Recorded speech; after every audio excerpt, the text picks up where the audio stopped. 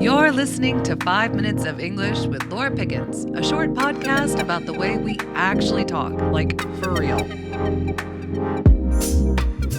Beat, bead, bit, bid.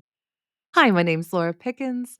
I'm an American living in Russia, and I have been teaching Russian speakers how to speak English better for a very, very long time. It is not uncommon for me to hear from one of my clients, I know I'm pronouncing the sounds correctly, but I still don't sound authentic.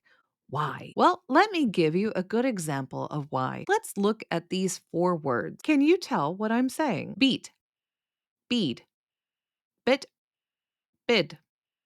Even if you were a native English speaker, it would be difficult for you to understand what I just said. Now, let me pronounce it the way I usually say these words: beat, bead, bit, bid. Can you hear what I'm doing?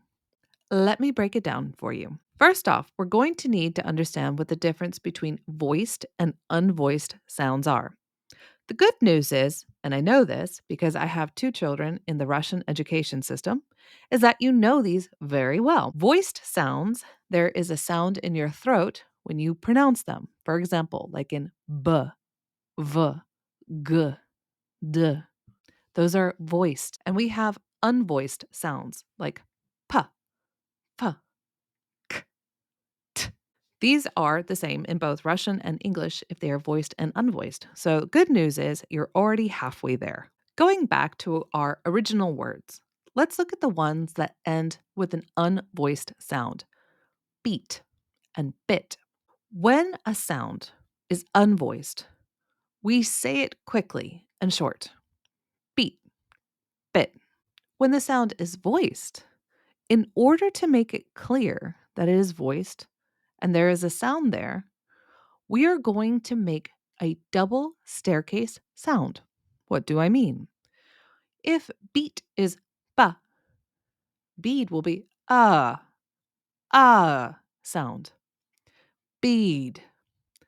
That drop is a clear indication that this sound is a voiced sound. That way, I'm not confused whether you said beat or bead. I have a feeling if a native speaker were to hear this podcast, they would be very confused because this is not something that we are taught.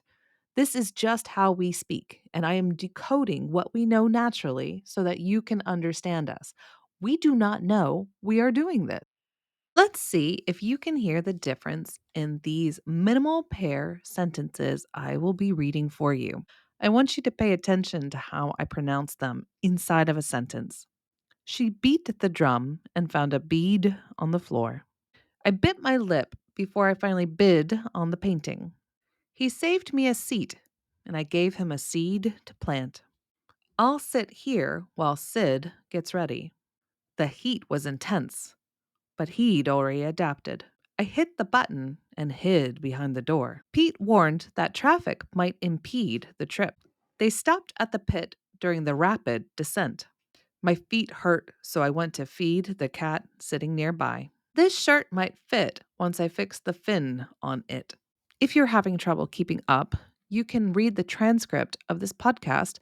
You can find this and other resources at laurapickens.ru/podcast, or you can find the link in the description of this podcast. There's a lot more exercises to be done, and let's see if we can get you speaking more like a native speaker.